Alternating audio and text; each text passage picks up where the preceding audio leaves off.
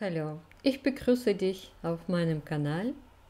Auf diesem Kanal geht es um vedische Numerologie, Astrologie und auch Psychologie.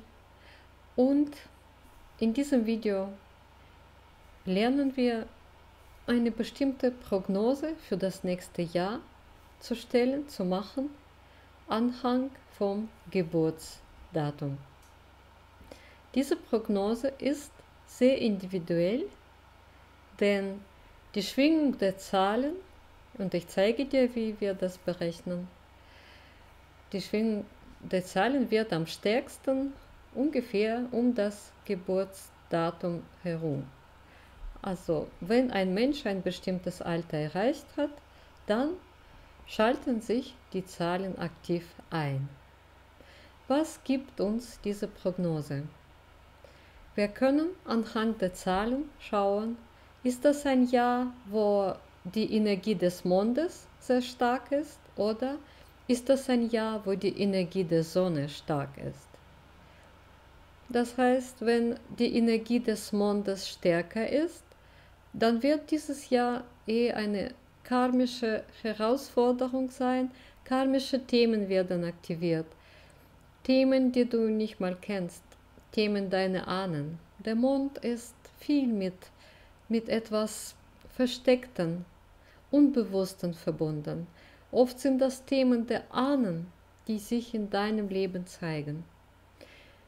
Wenn der Mond stärker ist im Jahr, die Energie des Mondes, dann wirst du ganz andere Themen erleben in deinem nächsten Lebensjahr, als wenn die Sonne stark ist. Wenn die Sonne stark ist, und werden wir jetzt auch berechnen, dann ist das ein Jahr, welches mehr bringt. Da hat man mehr Erfolg, man hat vom Außen mehr, man zeigt sich besser, man will sich zeigen, man geht nach außen, man bringt sein Licht in unsere Gesellschaft, lernt sich selbst auch kennen, seine Talente, aber alles, ja, diese Energie geht nach außen. Man geht auf in der Gesellschaft, in seine Persönlichkeit, in seine Ausstrahlung. Und die dritte Variante ist, wenn beide Energien gleich sind.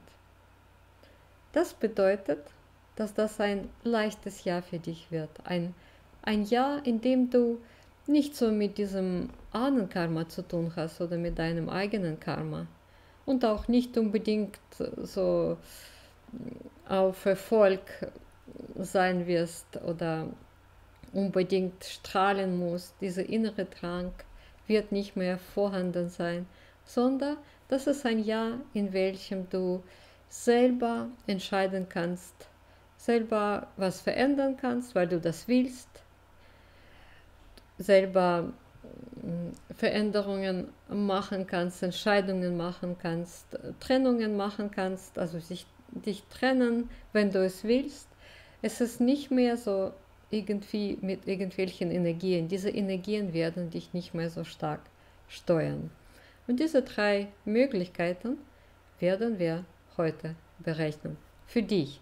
Denn für jeden Menschen fängt so ein persönliches Jahr nach seinem Geburtstag. Das heißt, die ganze Berechnung beginnt mit deinem Geburtsdatum. Wie das funktioniert, zeige ich dir jetzt. Die Berechnung in sich ist relativ einfach. Wir brauchen ein Geburtsdatum. Für dich ist höchstwahrscheinlich dein Geburtsdatum oder das Geburtsdatum deiner Kinder. Ich nehme das Geburtsdatum 4. Dezember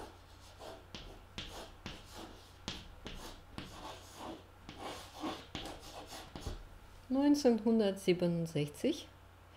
Das erste, was wir machen, wir multiplizieren Geburtstag durch Geburtsmonat durch Geburtsjahr. Es sieht so aus: 04 mal multipliziert durch 12 und multipliziert durch das Geburtsjahr 1967. Du könntest dafür einen Online-Kalkulator benutzen. Im Online findet man sowas. Online kann man das berechnen oder mit jedem Rechner, mit jedem Kalkulator. So, ich habe das vorher schon berechnet. Ich berechne das nicht im Kopf. Und ich habe die Zahl 94416 bekommen. Manchmal könnte das eine 5-stellige Zahl sein oder eine 6-stellige Zahl. Das ist voll okay. Das nächste, was wir brauchen das Alter der Person. Jetzt sind wir im Jahre 2024. Das nächste Jahr, das nächste persönliche Jahr, ist wahrscheinlich für dich, es sei denn, du bist im November geboren, je nachdem, in welchem Jahr dein nächster Geburtstag kommt. Um das Alter zu berechnen, nehmen wir das Jahr, welches du berechnen möchtest. Ich berechne hier für diese Person das Jahr 2025. Von diesem Jahr ziehen wir das Geburtsjahr ab.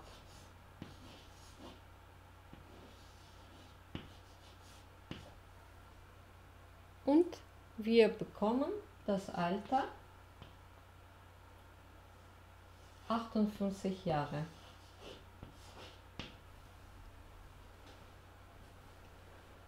Ich möchte eine Prognose für diese Person machen für das Jahr 2025. Für diese Person wird aber das Jahr sich erst am 4. Dezember 2025 einschalten. Der nächste Schritt, den wir machen, wir nehmen diese Zahl, die durch die Multiplizierung entstanden ist, und teilen diese Zahl durch das Alter. 9, 4, 4, 16 durch 58. Und wir bekommen die Zahl 16, 2, 7,86 und so weiter. Wir brauchen nur die ersten 4 Zahlen. Nur die ersten 1, 6, 2, 7. Nach dem Komma brauchen wir die Zahlen nicht. Wenn bei dir, was auch sein kann, hier nur 3 Zahlen stehen, dann multipliziere die mittlere Zahl. Zum Beispiel nehmen wir an, hier hätten wir 627, dann multiplizieren wir diese Zahl, denn wir brauchen 4 einstellige Zahlen. So, wie berechnen wir das weiter? Jetzt haben wir die Zahl, wir haben einen Geburtstag mit dem Geburtsmonat und mit dem Geburtsjahr multipliziert. Danach haben wir die erhaltene Zahl durch das Alter der Person im Jahre 2025 geteilt und haben 1, 6, 2, 7 diese Zahlen bekommen. Ja, die Zahlen nach dem Komma interessieren uns nicht. Ich schreibe jetzt diese Zahl oben, hier, 1, 6, 2, 7. Diese Zahlen brauchen wir. Die ersten 2 Zahlen gehören zum zur Mondenergie. Diese Zahlen addieren wir. Und ich schreibe so Mond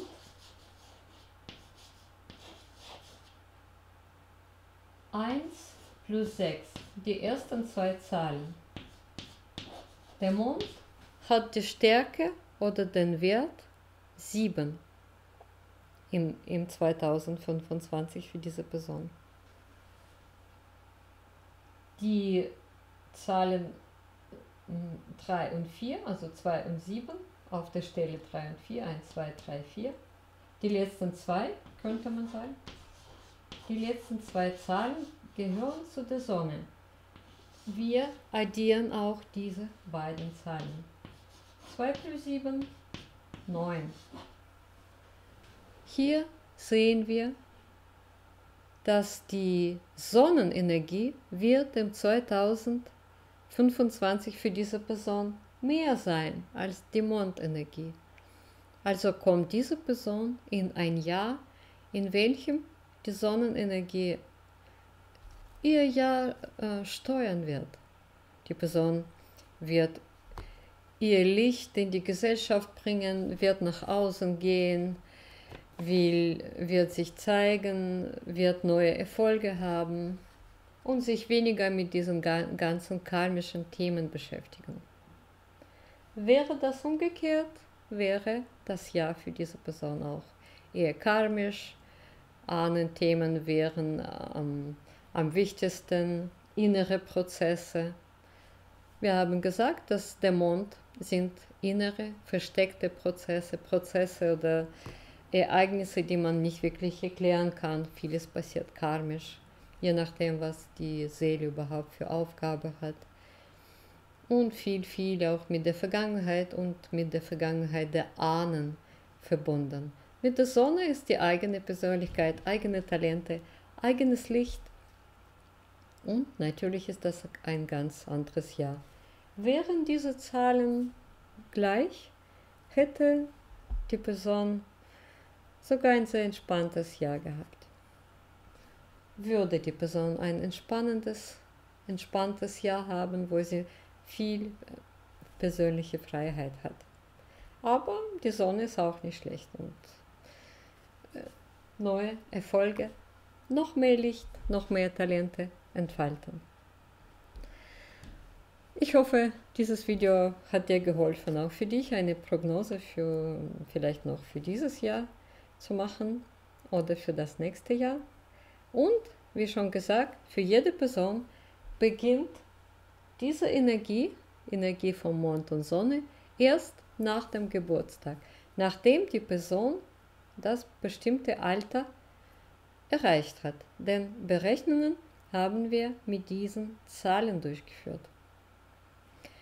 Und wenn du natürlich mehr über die Numerologie wissen möchtest, über die Zahlen, über die Talente deiner Kinder, berufliche Wege, berufliche Möglichkeiten, wenn du selber als Beraterin arbeitest oder Berater, allgemein mit Menschen oder wenn du deinen Partner besser verstehen möchtest, dann wäre für dich mein Buch Vedische Numerologie ein sehr guter Begleiter in deiner Arbeit, in deinem Leben, und dieses Wissen ist ewig.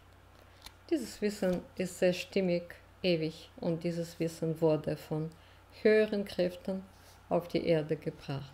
Unten ist ein Link, da kannst du mein Buch bestellen, entweder bei Amazon oder auf meiner Webseite. Das Buch gibt es in Spanisch und Englisch auch. Ich habe das übersetzen lassen. Ich wünsche dir alles Gute. Bis zu meinem nächsten Video. Deine Inga.